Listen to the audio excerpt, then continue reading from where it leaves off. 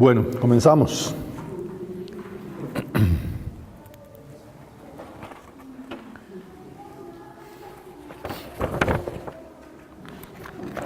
Esta es la charla número 4 de Verdades Básicas, la última del carril de Verdades Básicas, que se llama La enseñanza bíblica sobre el orden.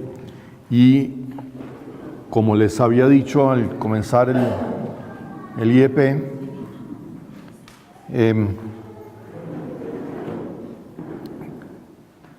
cuando hablamos aquí de estructura y de orden, el tema que vamos a tratar especialmente es el de los roles y las relaciones de los hombres y las mujeres en la comunidad, viendo todo esto como parte de la visión comunitaria, pero además, como van a ver ustedes, sobre todo en las charlas de la serie de aplicación pastoral, que son las que vienen después, pues porque todo este tema de los roles de hombres y mujeres y el orden en el matrimonio, que es específicamente el tema aquí de esta charla,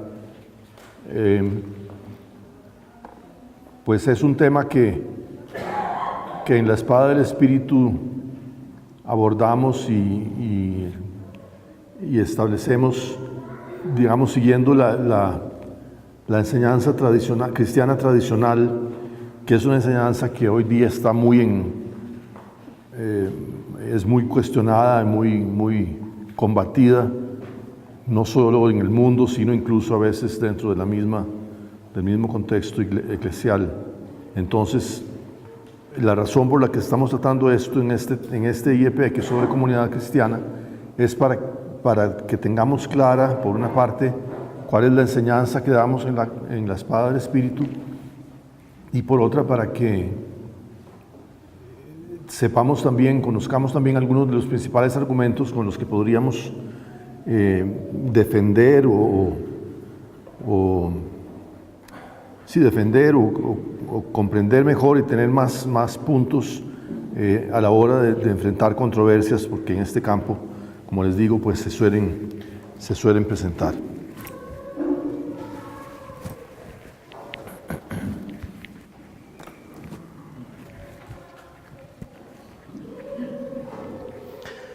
Entonces,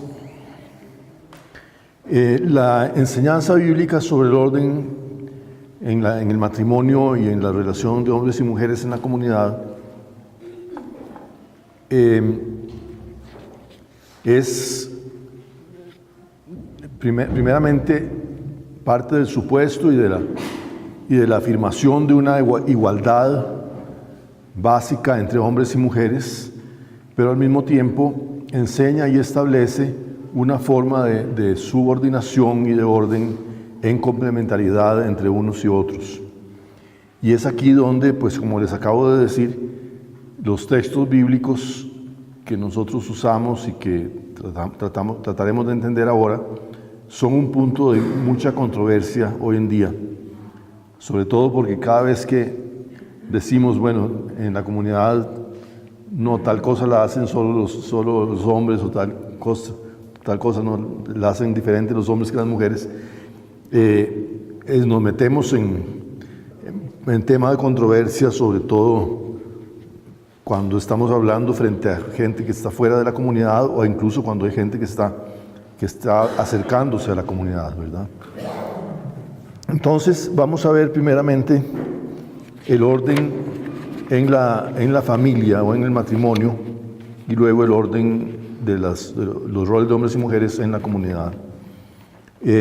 Vamos a comenzar viéndolo en este pasaje de Colosenses 3, 18 y 19, que leo. Mujeres, sean sumisas a sus maridos como conviene en el Señor. Maridos, amen a sus mujeres y no sean ásperos con ellas. Hijos, obedezcan en todo a sus padres, porque es grato a Dios en el Señor. Bueno, ahí sigue con la enseñanza sobre padres e hijos. Pero entonces, 18 y 19, mujeres, sean sumisas a sus maridos como conviene en el Señor. Maridos, amen a sus mujeres y no sean ásperos con ellas. Digamos que esa es en una forma muy reducida la misma enseñanza que que está en el texto de Efesios, que también vamos a considerar dentro de un momento. El pasaje en general, cuando dice en el Señor, esta versión lo pone como conviene en el Señor, significa que esa es la manera cristiana de hacerlo, la manera cristiana de relacionarse en el matrimonio, el esposo y la esposa. Y la exhortación que se le da al marido es que ame a su esposa. Hay que ver que en la carta a los Colosenses, toda la parte anterior del capítulo 3 es donde comienza la parte moral de Colosenses. Después de la parte doctrinal, recuerdan lo que se había dicho de la estructura de las cartas de Pablo. Primero hay una parte doctrinal, después una parte moral de cómo comportarnos. Y entonces se acaba de hablar en la sección anterior del capítulo 3 de cómo los cristianos deben amarse entre sí. Y de hecho hay que entender que cuando Pablo está hablando de que nos amemos unos a otros, los hermanos, y dice cosas muy parecidas a las de Efesios, como desechen también todo esto, la cólera, la ira, la maldad, la maledicencia, obscenidades lejos de su boca, no se mientan unos a otros, pues han sido revestidos del hombre nuevo, revístanse como elegidos de Dios, santos y amados, de entrañas de misericordia, de bondad, de humildad, mansedumbre, paciencia. Todas esas son las cosas que se nos dice para cómo relacionarnos los hermanos en la comunidad. Pero lo que a veces se nos olvida, tal vez en parte por los subtítulos que ponen las Biblias, porque ustedes supongo que saben que los subtítulos los ponen los editores de las Biblias, no estaban en la Biblia, ¿verdad? Los subtítulos a veces nos hacen como que dividen un poco artificialmente la corriente del discurso, ¿verdad? La corriente de lo que se viene tratando. Y la verdad es que todo eso de no mentirse unos a otros, de tener entrañas de misericordia, de bondad, de humildad, de soportarse unos a otros, perdonarse, todo eso es lo principal que se enseña también acerca de la relación entre el esposo y la esposa en el matrimonio. El esposo y la esposa son ante todo hermanos en Cristo. Entonces todo lo que se habla sobre la relación entre los hermanos en la comunidad es aplicable, y yo diría que de una manera mucho más intensa, a la relación entre el esposo y la esposa.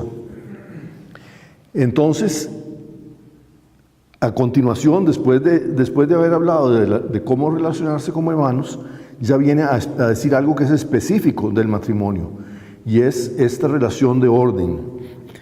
Y a los esposos y a las esposas se les exhorta a cosas diferentes que son complementarias. A la esposa se le exhorta a vivir en sujeción, en sumisión al marido como conviene al Señor, y al marido se lo exhorta a amar a su mujer y a no ser áspero con ella. El amor al que se exhorta al esposo consiste principalmente en cuidar a la esposa y también a los hijos. No es simplemente el tratarse bien el uno al otro, porque eso ya ha sido tratado en la parte anterior sobre la relación entre los hermanos. Ni tampoco es el amor romántico, sino el amor cristiano que va junto con la autoridad, que consiste en cuidar. El esposo sobre todo tiene que cuidar a aquellos quien esté constituido en autoridad, tiene que cuidar a aquellos sobre quienes se le ha dado autoridad. En este caso el esposo a su esposa y a sus hijos. Entonces es un amor que principalmente se expresa en cuidado, en protección, en velar por el bien de la otra persona. Velar por el bien de la otra persona. Ahora, ¿qué significa esto de subordinación? ¿Qué significa estar sujeto, subordinado, sumiso? Las tres palabras quieren decir básicamente lo mismo. Se refiere a formar parte de un orden. No tiene que ver tanto con recibir órdenes. Yo creo que muchas veces lo que internamente reaccionamos en contra de la idea de sumisión o de subordinación es porque pensamos, de ahí, ahora este me va a estar dando órdenes, me va a decir todo lo que tengo que hacer. Y no se trata de eso. No se trata de estar recibiendo órdenes, se trata de estar colocado en orden. Lo tenemos muy claramente, lo experimentamos todos los días y todas las semanas en la comunidad. Los coordinadores están en autoridad sobre el resto de la comunidad y los demás miembros están subordinados a ellos. Pero los coordinadores no están todo el tiempo diciéndonos qué es lo que tenemos que hacer. Básicamente lo que tenemos que hacer unos y otros es cooperar, colaborar, los demás miembros, cumplir y vivir nuestro compromiso de apoyarnos unos a otros, etc. Los coordinadores velar porque todo eso se realice adecuadamente y porque la comunidad pueda marchar. De vez en cuando un coordinador nos dirá, no, mira, no hagas eso, o nos dirá a todos, no hagan eso, pero no es lo que está ocurriendo todo el tiempo. O sea que la subordinación no consiste en que uno esté haciendo siempre lo que le mandan.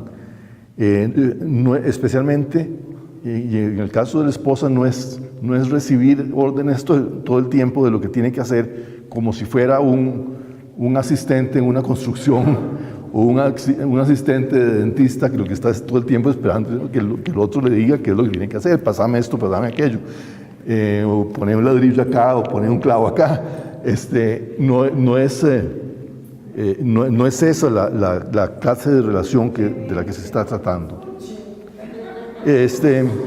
Sino más bien se trata de estar integrado en un orden, de estar colocado en orden bajo autoridad.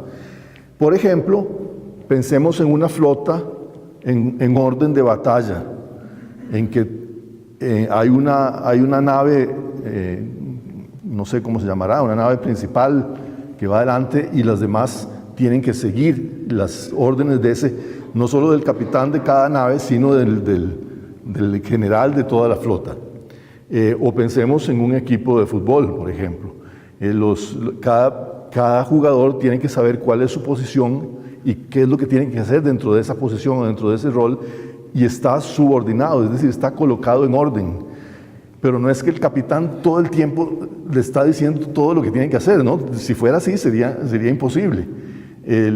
Cada jugador sabe lo que tiene que hacer y tiene un cierto margen de libertad y de posibilidad de decisión dentro de ese campo. Entonces, cuando hablamos de subordinación, nos referimos a una subordinación que sirve a la unidad, no a una señal de dominación o de opresión. Otra vez, subordinación es estar en orden, estar bajo autoridad, y eso es algo que crea unidad, crea comunidad y hace que el cuerpo, el grupo, funcione en común de una forma eficaz, funcione como una sola unidad, como una sola entidad. También hay que entender entonces la diferencia entre roles, que son estas ¿cómo decirlo?, estos campos de acción o esta posición en un orden, como pensando otra vez en un equipo de fútbol, por ejemplo. Una cosa son los roles y otra cosa son las descripciones de puesto o las tareas. A veces hay que dar alguna orden, pero el esposo y la esposa tienen cada uno su propio rol. Y el rol no es una descripción de puesto, sino una estructura estable de responsabilidad en la relación. El esposo tiene el rol general de guardar ese orden, por lo tanto tiene responsabilidad especial por mantener el orden en la familia. Es en ese sentido que se dice que es cabeza. Pero incluso en la sociedad antigua, en la sociedad de los tiempos bíblicos, normalmente se habría considerado fuera de orden que el marido se asumiera el rol de la esposa de gobernar su propia casa. No sé si ustedes saben que la Escritura y el mismo San Pablo, del que tanto se habla, dice que la mujer tiene que gobernar y ejercer un papel de gobierno en su propia casa. en primera a Timoteo capítulo 5, versículo 14, está hablando de las viudas y de las que entran en la lista de viudas, y dice que sería mejor que las viudas jóvenes no estén en esa lista, sino que se vuelvan a casar. Dice: quiero pues que las jóvenes se casen, que las viudas jóvenes se casen, que tengan hijos y que gobiernen la propia casa y no den al adversario ningún motivo de hablar mal. Así tampoco, es decir, entonces el esposo no debería, por decirlo así, como irrumpir o usurpar el rol de la esposa, pero tampoco debería delegarlo todo o dejárselo todo a la esposa, que es lo que lamentablemente tiende a ocurrir, sobre todo en sociedades tradicionalmente machistas como las nuestras. Una de las expresiones del machismo es que el esposo podrá tiranizar y oprimir mucho a la familia, pero en realidad está siendo casi siempre irresponsable, porque no se está encargando de aquello de lo que tendría que encargarse. Y entonces es muy frecuente, incluso entre familias cristianas, que se le deje a la esposa la formación y la disciplina de los hijos, incluso de los hijos varones, que presida las actividades espirituales. Si hay que rezar en familia, es la esposa la que dirige la oración. Todas esas son formas en que el esposo realmente estaría abdicando, estaría siendo irresponsable y delegando cosas que no debería delegar. Cada uno entonces en su área decide ciertas cosas y, claro, hay una responsabilidad principal en casos de desacuerdo, pues que sí le corresponde al marido. Hay ocasiones en que no hay acuerdo. ¿De verdad hay ocasiones en que no hay acuerdo? No. ¿Dónde? En Marte. Debe ser en Marte, ¿verdad? Sí. En una galaxia muy lejana. Pero hay ocasiones en que no hay acuerdo y simplemente es cuestión de ponerse de acuerdo, ¿ok? Hay otras ocasiones en que no hay acuerdo, pero hay que tomar una decisión en el momento. Por ejemplo, en una situación social o en la calle o en una tienda o así, que de pronto uno de los niños hace un berrinche y simplemente alguien tiene que intervenir y poner orden ahí. Y si en ese momento no es muy claro, pues es el papá el que tiene que tomar acción, ¿verdad? El que tiene que entrar en acción. El esposo tiene la responsabilidad principal y en esas situaciones, pues la esposa debería sujetarse a lo que él dice, aunque no esté de acuerdo, y puede poner la demanda después, puede poner la apelación después. Pero en el momento hay que respetar ese orden. Pensemos otra vez en la flotilla, en una batalla naval. Puede ser que el almirante tome una mala decisión en un momento y ordene la retirada, que todos tienen que dar vuelta y devolverse. ¿Qué es lo mejor para las demás naves? Lo mejor es obedecerle, aunque la decisión fuera equivocada, que dejar que la flota haga cosas que van a dañar a la unidad y que van a hacer que se disperse frente al ataque y termine siendo peor el resultado de la batalla. Entonces hay situaciones así, digamos, de emergencia, en que es necesario que el que está en autoridad tome la decisión. Está también el rol de presidir.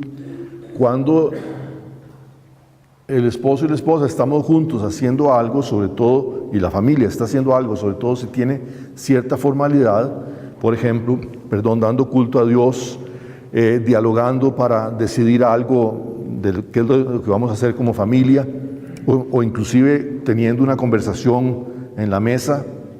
El que preside tiene que mantener a la familia unida y dirigirla en unidad. A veces puede delegar, pero si siempre delega, entonces está incumpliendo su responsabilidad. Es decir, parte de la autoridad, parte del ejercicio de la autoridad puede ser el que él diga, no, hoy que hagas vos esta oración, o que dirijas vos, la esposa o uno de los hijos. Pero es decisión de él. Pero si siempre lo hace, entonces ya no está cumpliendo con su rol de presidir. Tiene que ser claro el papel de presidir del esposo. Claro, como sabemos, el pecado puede afectar tanto a los hombres como a las mujeres en lo referente a sus roles.